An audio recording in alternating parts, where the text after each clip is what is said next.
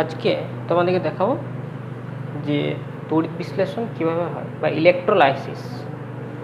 এইখানে যে জিনিসটা আমি দেখিয়েছি, এইখানে জিনিসটা হচ্ছে NaCl এর তড়িৎ পরিমাণ, মানে NaCl এর জলীয় দ্রবণ নিয়ে এটাতে কীভাবে তড়িৎ প্রবাহিত হচ্ছে, কীভাবে ক্যাটায়ন এনায়ন উৎপন্ন হচ্ছে, ক্যাথোড বিক্রিয়া অ্যানোড বিক্রিয়া কীরকম, ঠিক আছে। তো জলের তড়িৎ বিশ্লেষণ জিনিসটা কি, অ্যাকচুয়ালি এইখানে যে জিনিসটা নিয়েছি সেটা হচ্ছে কি NaCl এর তড়িৎ বিশ্লেষণ। আসলে জিনিসটা কি এটা দেখো বলছি, কোনো একটা জলীয় দ্রবণে যদি কোনো পদার্থ, ঠিক আছে, সেটা তড়িৎ বিশ্লেষ্য পদার্থ, সেটা যদি জলীয় দ্রবণে ভেঙে যায়, ভেঙে গিয়ে যদি ক্যাটায়ন আর এনায়ন উৎপন্ন করে, মানে আমি কি বলছি যে পজিটিভ আর নেগেটিভ, মানে কি ক্যাটায়ন আর এনায়ন উৎপন্ন করে নিয়ে তড়িৎ বিশ্লেষণ ঘটায়, মানে এইটা তখন তড়িৎ পরিবহনে সাহায্য করে। এইখানে কি কি হয়েছে তাকে প্রথম, এবার জলের তড়িৎ বিশ্লেষণে কোন যন্ত্র ব্যবহার করে এই জিনিসটা আগে বলে দিই, ভোল্টামিটার। এইখানে আমি নিয়েছি NaCl এর তড়িৎ বিশ্লেষণ, ঠিক আছে। NaCl দেখো একটা জার, এটার মধ্যে এই নিচের অংশে কিছু পরিমাণ NaCl আছে। এই NaCl এ যখন বিশ্লেষণ ঘটানো হয়, NaClটাকে যখন জলীয় দ্রবণ করা হয়, তখন অ্যাকচুয়ালি কী হয়, NaClটা ভেঙে যায়, ঠিক আছে। তো এখানে দেখাচ্ছি NaCl এটা ভেঙে গিয়ে Na+Cl-, ঠিক আছে, এরকম NaCl ভেঙে গিয়ে Na+Cl-, Na+ আমার ক্যাটায়ন, Cl- আমার এনায়ন। তা এখানে দেখো প্রথম কথা বলি যে Na+ আর Cl- মানে এই ধরনের জিনিসগুলো কী জন্য হয়। তোমরা জানো যে সোডিয়ামের পারমাণবিক সংখ্যা কত, 11, এর ইলেকট্রন বিন্যাসটা কীরকম, 2, 8, 1, মানে কি আমার কে কক্ষে 2টো, এল কক্ষে 8টা, এম কক্ষে 1টা।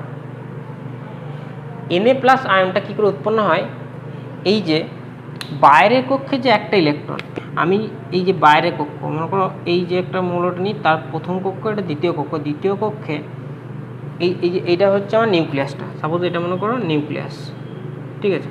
তো এই নিউক্লিয়াসটার প্রথম কক্ষ হচ্ছে কে কক্ষ, এটা এল, আর একটা নিচে মনে করো এটা হচ্ছে আমার এম কক্ষ। তা এই কক্ষ থেকে এই শেষ কক্ষ এম কক্ষ থেকে একটা ইলেকট্রন আমার বেরিয়ে চলে যায়, তখন কি হয় Na+।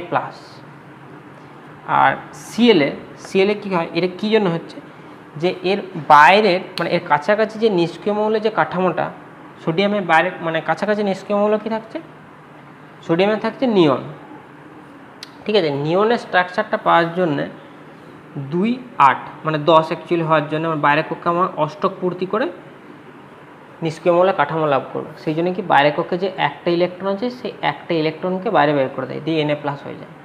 আর Cl- এখানে কী করে হয়, এর ইলেকট্রন বিন্যাস কি 2, 8, 7, মানে বাইরের কক্ষে আমার কী থাকছে, সে 7টা ইলেকট্রন। এখানে মনে করো 2, 3টে, তিনটে বাইরের কক্ষটা, এটা নিউক্লিয়াস মনে করো, তা নিউক্লিয়াসে বাইরে এটা থাকছে আমার 7টা, ঠিক আছে। মনে করো 7টা, 1, 2, 3, 4, 5, 6, 7টা থাকছে।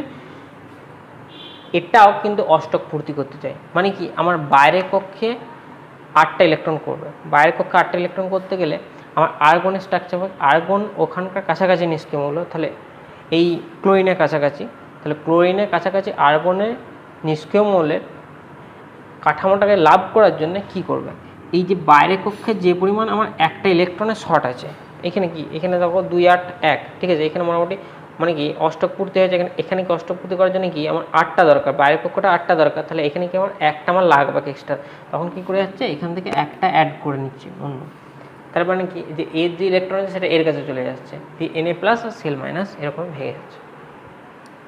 তা এইখানে NaClটা যখন ভেঙে যায়, ক্যাথোড হচ্ছে আমার নেগেটিভ তড়িৎদ্বার, আর অ্যানোড হচ্ছে আমার কি পজিটিভ তড়িৎদ্বার। তা এইখানে এটা হচ্ছে আমার অ্যানোড, আর এই দিকটা কি আমার ক্যাথোড। ঠিক আছে, তা এইখানে দেখো অ্যানোডে এইটাতে Na প্লাস, Na প্লাসটা কী হয়, Na প্লাসটা যখন আর Cl মাইনাসটা যখন ভেঙে যায় তখন এই যে Cl মাইনাস কী হয়, ওর এটা কি হয়, এখন তো অষ্টক পূর্তি হয়ে মানে করার জন্য একটা বাইরের কক্ষ থেকে অন্য কক্ষে একটা ইলেকট্রন নিয়ে নিয়েছে, ঠিক বাইরের কক্ষে একটা ইলেকট্রন গ্রহণ করে নিয়েছে, নিয়ে Cl মাইনাস আয়ন হয়ে গেছে। তা বাইরের কক্ষ ইলেকট্রনটা গ্রহণ করে যখন Cl মাইনাস হয়ে গেছে তখন কি হয়, মৌলগুলো কি মানে এই যৌগটা Cl মাইনাসটা কী হয়, এই ক্যাথোডে আসার চেষ্টা করে। ক্যাথোডে এসে কি যে বাইরের কক্ষে যে একটা ইলেকট্রন আছে আবার বর্জন করে দেয় পুনরায় Cl মাইনাসটা। দেখে ক্যাথোডে যখন এসে পর আবার যখন Cl মাইনাসটা যখন বর্জন করে দেবে, মানে বাইরের কক্ষে যে একটা ইলেকট্রন আছে, একটা ইলেকট্রন যখন বর্জন করে দেবে তখন কী হবে, Clটা আমার গ্যাস হয়ে যাবে। এরকম করে Cl দুটো করে দিলে মানে কি, মানে এখানে Cl মাইনাসটা, এখানে যে অ্যানোডে কী হচ্ছে ঘটনাটা হচ্ছে কি যে Cl মাইনাস আমার বাইরের কক্ষে একটা ইলেকট্রন বর্জন করে Cl, এটি কী হলো, একটা পরমাণুতে পরিণত হয়ে গেছে। এরকম দুটো পরমাণু, ঠিক আছে, Cl আর Cl এই দুটো মিলে গেলে Cl2 একটা অণু হয়ে গেলো, এটা গ্যাস হয়ে অ্যানোডে বেরিয়ে যায়। তো এবারে ক্যাথোড রিয়াকশানটা কী হচ্ছে, ক্যাথোড রিয়াকশানে হচ্ছে কি যে Na প্লাস, এই যে Na প্লাসটা আছে, Na প্লাসটা একটা ইলেকট্রন গ্রহণ করে নেয়, একটা ইলেকট্রন মানে হচ্ছে এইখান থেকে এইখানে এই যে Na প্লাসটা এটা কী হচ্ছে, এটা তো একটা ইলেকট্রনে কী হচ্ছে ঘাটতি আছে। তার মানে কি এ চাইবে যে আমার ওই প্রথমে চাইছিল কি যে ইলেকট্রন বিন্যাসটাকে মানে অষ্টক পূর্তি করার জন্য বর্জন করে দিয়েছিল, ঠিক আছে, ভেঙে গেছিলো জলীয় দ্রবণে। তারপরে চাইবে কি যে এখানে যে পরিমাণ আবার সুস্থির অবস্থায় আসার জন্য, ব্যালেন্স কন্ডিশনের জন্য, তখন আবার এই যে তোমার যে ক্যাথোড আছে, ক্যাথোডের যে ইলেকট্রনগুলো থাকছে সেই ইলেকট্রনগুলোর সাথে একটা ইলেকট্রন মানে Na প্লাসটা ইলেকট্রনটা গ্রহণ করে আবার কী হচ্ছে এই ক্যাথোডে জমা হয়ে যাচ্ছে। এই জন্যে কী হয়, ক্যাথোডে অনেক সময় ক্যাথোডে মানে বেশিরভাগই ক্যাথোডে ধাতুটা জমা থাকে, ধাতু জমা হয়ে যায়, মানে ক্যাথোডটা অনেক সময় কি রিয়াকশন করার পর ক্যাথোডটা অনেকটা মোটা হয়ে যায় মানে কি এখানে অনেকটা ধাতু জমে যায়, ধাতুটা আস্তে আস্তে এখানে ক্যাথোড জমে যায়। আর অ্যানোডে কী হয়, অনেক সময় গ্যাস উৎপন্ন, গ্যাসটা বেরিয়ে যায়। তা এইখানে কি হয় যে Cl প্রথমে অ্যানোডের রিয়াকশানটা কীরকম হয়েছিল, অ্যানোডে Cl মাইনাস আর যে ইলেকট্রনটা বর্জন করে দিয়েছিল, এখানে যে ইলেকট্রনটা বর্জন করে দিয়েছিল সেই বর্জন করার পর সেই বর্জিত ইলেকট্রনটা কী হচ্ছে এই তারের মাধ্যমে, মানে কি এই ওপরের অংশে বহিস্থ অংশে কী হচ্ছে ওই ইলেকট্রনটা এই দিকে ফ্লো হয়ে যাচ্ছে, ঠিক আছে, ওই ইলেকট্রনটা আমার উপর দিকে ফ্লো হয়ে মানে কি যাচ্ছে আমার মানে বহিস্থ অংশে অ্যানোড থেকে ক্যাথোডের দিকে আমার চলে যাচ্ছে এই যে ইলেকট্রনটা বর্জন করেছিল, আর সেটাই আবার কি হচ্ছে ক্যাথোডে গিয়ে গৃহীত হয়ে যাচ্ছে, ঠিক আছে। এইভাবে কী হয়, বহিস্থ অংশে ইলেকট্রন ফ্লোটা চলতে থাকে বহিস্থ অংশে।